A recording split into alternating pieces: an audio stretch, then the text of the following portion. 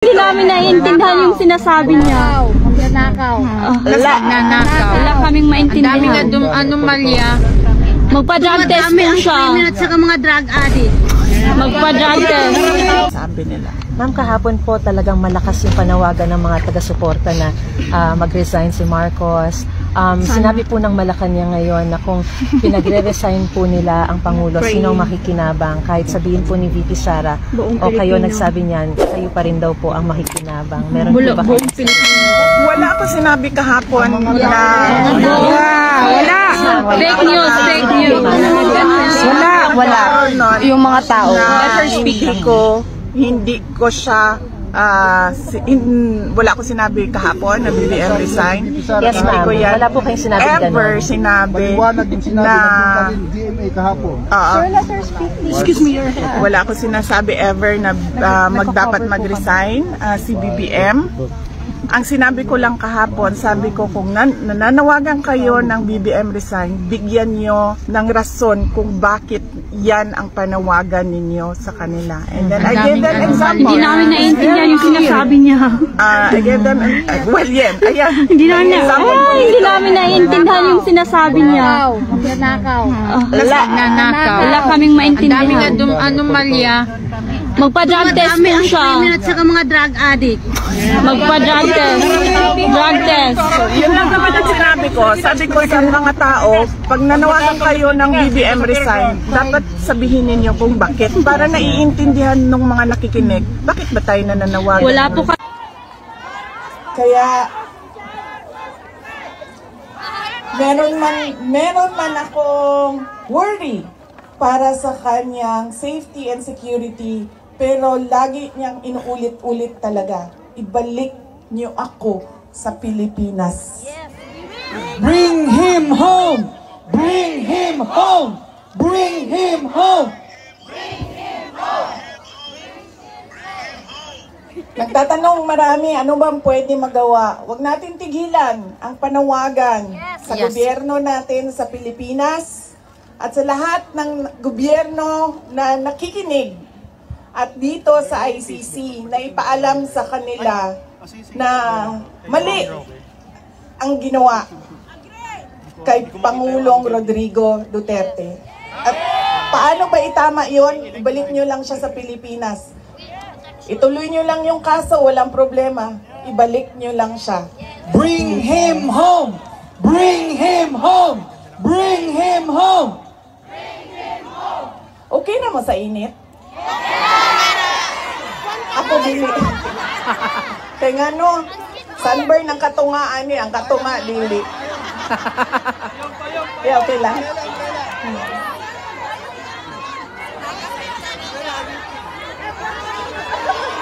Hindi, okay lang. Binuangan lang pa mo. Naka-ready ang sunblock diri doble. Okay lang, sir. Kaya di nila makita na ako ang mata kung magkalok pa. Oo. Okay? Unsa pa ba? Ano pa ang pwede nating gawin?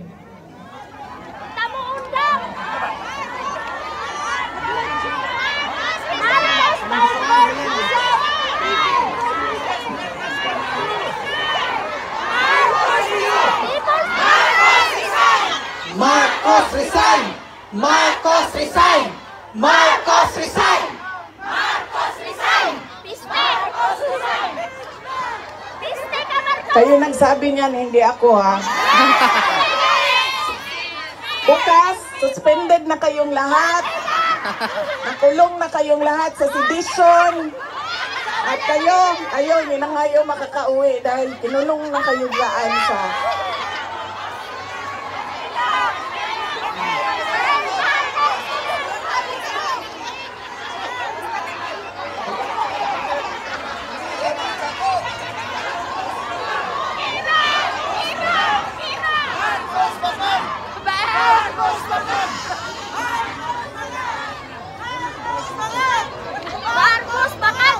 And that relates to transparency and accountability. Alam nyo kasi, ang pagiging Pangulo, dapat nasa tamang pag-iisip ka. Yes.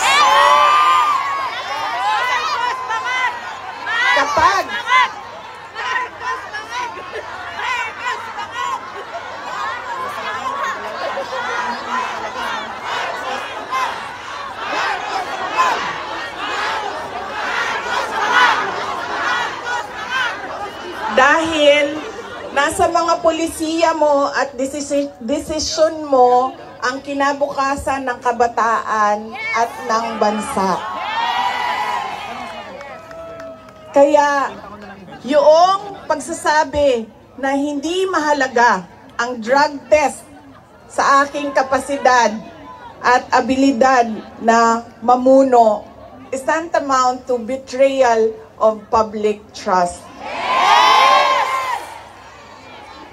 Dahil kailangan malaman ng taong bayan na nasa ayos ang iyong decision making.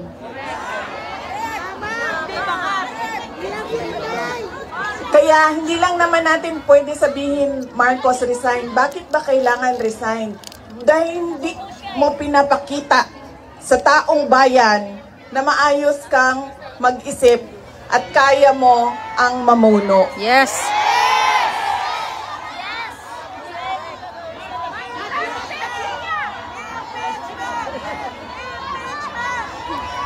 Madaming mga tanong na nasa loob na ng korte. Ang PhilHealth, ang pagkuha ng pondo ng PhilHealth para bang naging pyramiding ang ginawa nila sa budget ba? Kumuha sila ng kulang ang pera dito, kumuha sila sa ibang source para isalpak dito, and hahanapin na naman sa ibang source yung nagiging juggling at parang pyramiding na ang nangyari sa budget. At kung nakikita ninyo at naiintindihan ninyo ang budget, karamihan doon pamigay lang ng mga politiko na tinatawag nating ayuda.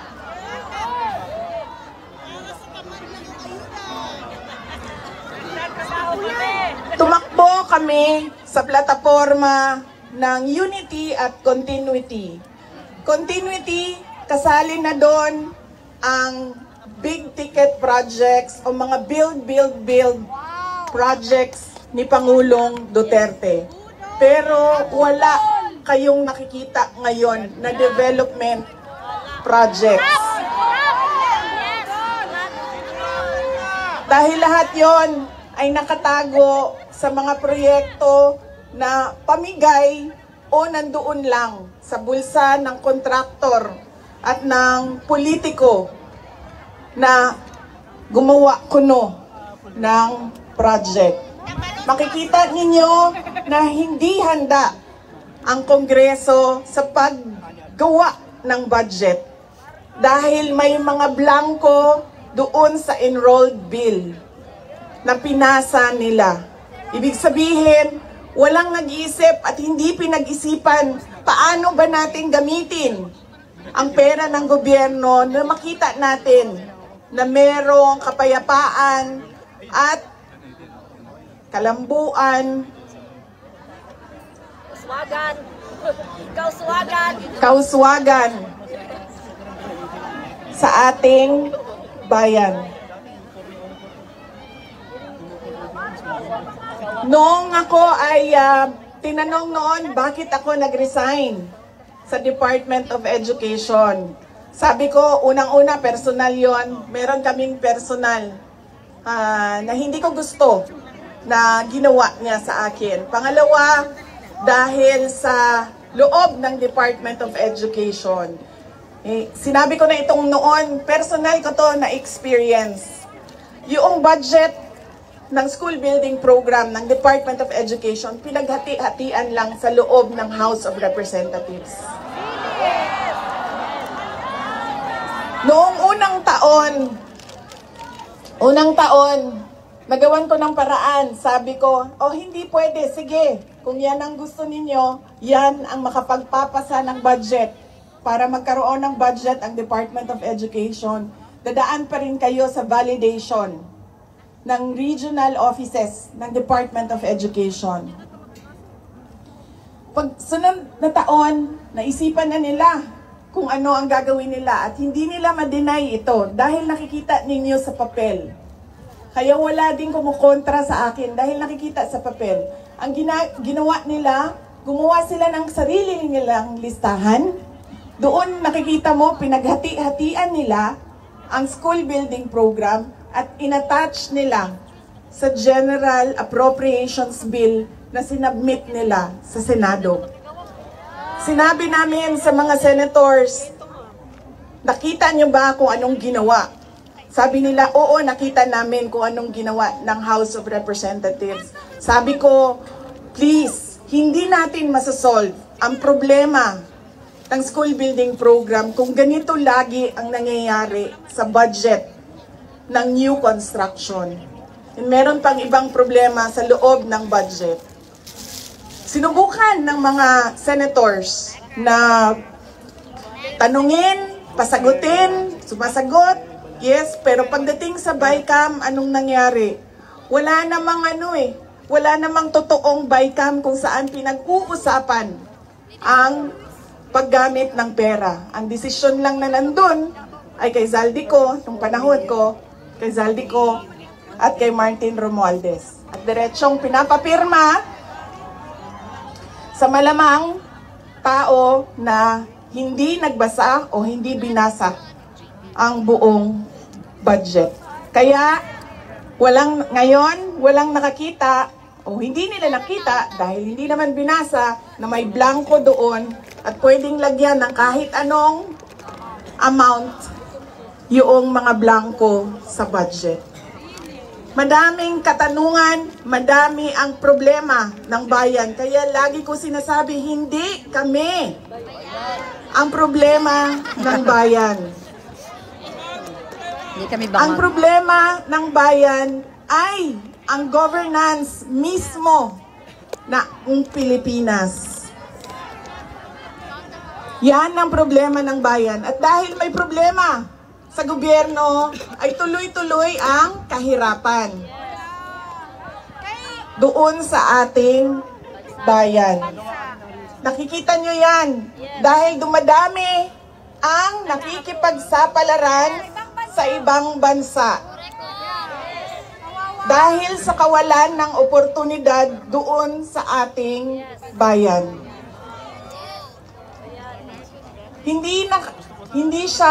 We should not be proud that we are exporting our countrymen, our workforce abroad. Dahil, wow, ang daming dollars na pumapasok sa Pilipinas dahil sa padala. Hindi yan siya nakakatuwa. Dahil ang isang bansa, dapat meron siyang oportunidad na binibigay sa kanyang mamamayan. Hindi lang yan. Decent housing, peace and order, quality healthcare. Nakikita nyo yan dito sa mga bansa kung nasaan kayo. At kaya kayo nandito dahil hindi niyo yan nakikita doon. And apparently, tayo lang yung nakakakita, yung nakaupo doon, hindi nila nakikita.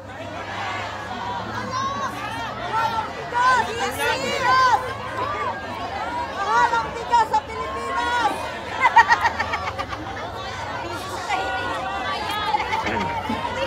Walang Alam nyo, madami sa mga kaibigan ko, galing ako sa middle class na family sa Davao City. So madami sa mga kaibigan ko doon, meron naman silang mga negosyo, meron naman silang pinagkakakitaan, may mga trabaho. Pero ilan na rin ang nagsabi sa akin, mga professionals ito, ilan na rin ang nagsabi sa akin, wala na rin talaga kaming nakikita, parang gusto na namin lumipat na lang sa ibang bansa para sa mga anak namin. Kaya sinasabi ko lagi yung nagsasabi sa akin, tumakbo ka sa 2028. I don't think we will have a country by 2028. Yes! Bangag country.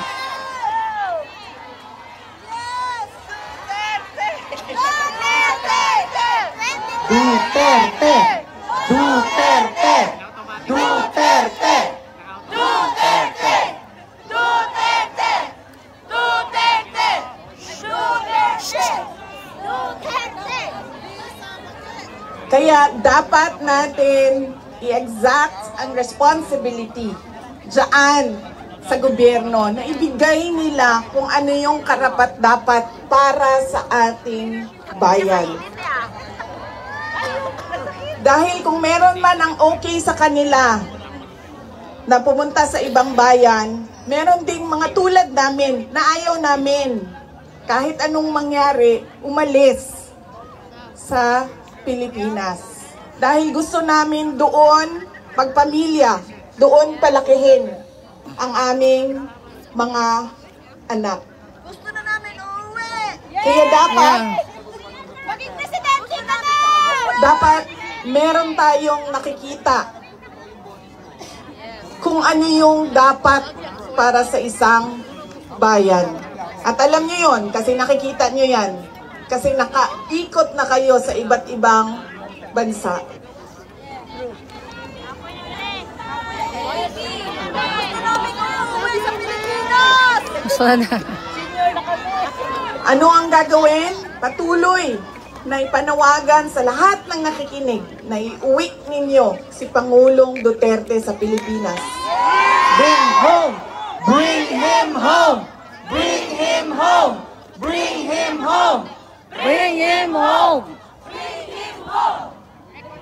At pangalawa, patuloy natin na hingiin sa gobyerno, sa administrasyon na ibigay ninyo ang serbisyo at kaunlaran na karapat-dapat para sa mga Pilipino at para sa Pilipinas.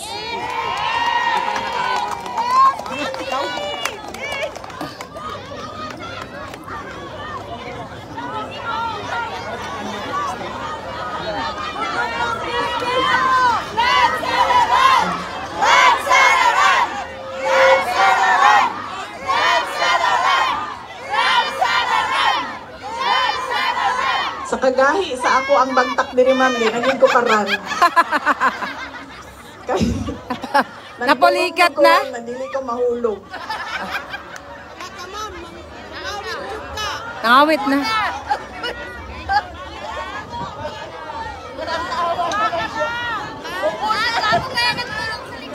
Yung akin pong mga pagpapasalamat.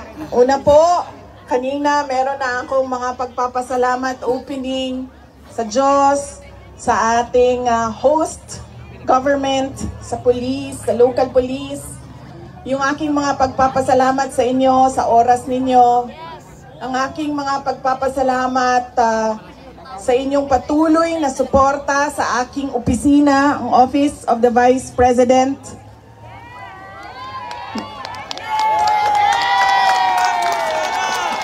Inday Sara Duterte! Inday Sara Duterte! Inday Sara Duterte! Inday Sara Duterte! Inday Sara Duterte! Malakas ang loob ko dahil nandyan kayong lahat.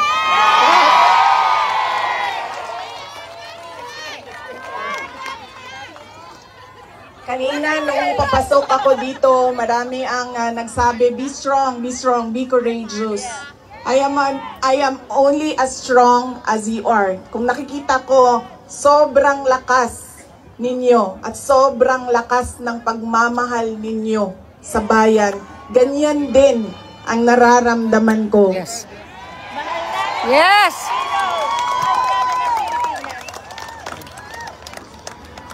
Ang pagpapasalamat ng aming pamilya, ang pamilya Duterte, dako kaayo mi og utang ang kabubuton kaninyong tanan. Sa higayon nga gihatag ninyo kanamo nga makaserbisyo sa atoang nasod. Napakalaki ng utang na loob namin sa inyong lahat sa pagkakataon na ibinibigay ninyo sa amin na makapaglingkod sa bayan. Maraming salamat po sa inyo, mga kababayan namin.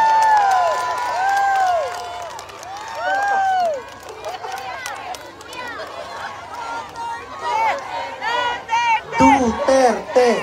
Duterte! Duterte! Duterte! Huwag ninyong kalimutan, Ayaw ninyong kalinti ang kausa. Huwag ninyong kalimutan ang laban. What is our cause? Our cause is for our country. Ang laban na ito ay para sa bayan. Mga kababayan, ang lahat ng ginagawa natin ay para sa Diyos, sa bayan, at sa bawat pamilyang Pilipino. Syukran.